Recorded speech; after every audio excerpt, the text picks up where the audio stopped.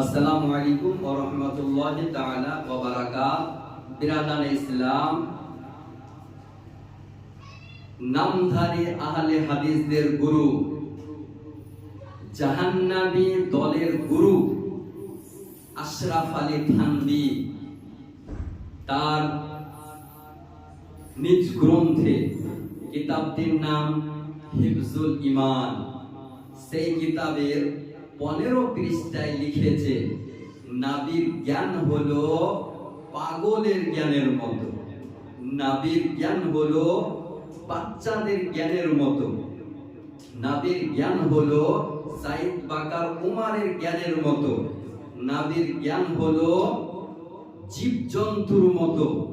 বলুন মুসলমান, কোন ব্যক্তি যদি নবীর জ্ঞানকে বাচ্চাদের জ্ঞানের সঙ্গে তুলনা করে, নবীর জ্ঞানকে যদি কোনো ব্যক্তি জীবজন্তুর জ্ঞানের সঙ্গে তুলনা করে, ওই ব্যক্তি কোনোদিন মুসলমান হতে পারে না, আর তার মান্যকারীরাও মুসলমান হতে পারে না।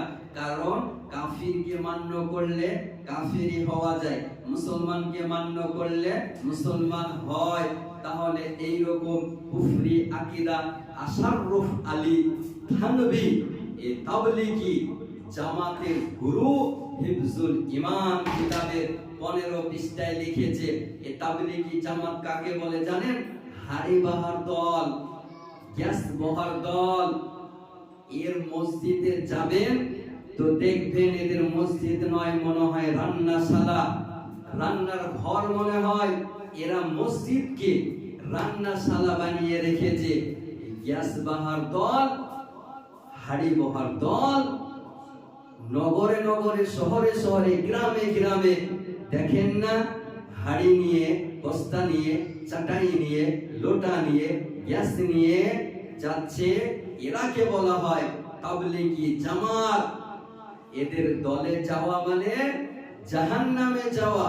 এদের কুফরি আকীদা জানার পর কোন ব্যক্তি যদি এদেরকে মুসলমান মনে করে, সেই ব্যক্তি কাফির হয়ে যাবে।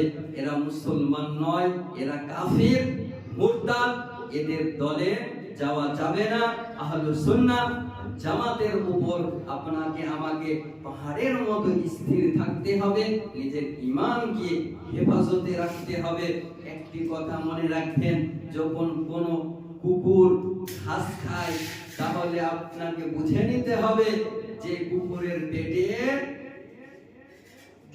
অসুখ হয়েছে। আর কোন ব্যক্তি যদি হাড়ি বহার দলে, নামধারী আহলে হাদিসদের দলে যায়, জামাতীদের দলে যায়, তাহলে ভেবে নিতে হবে এর ঈমান নষ্ট হয়ে গিয়েছে, এর ঈমান চলে গিয়েছে।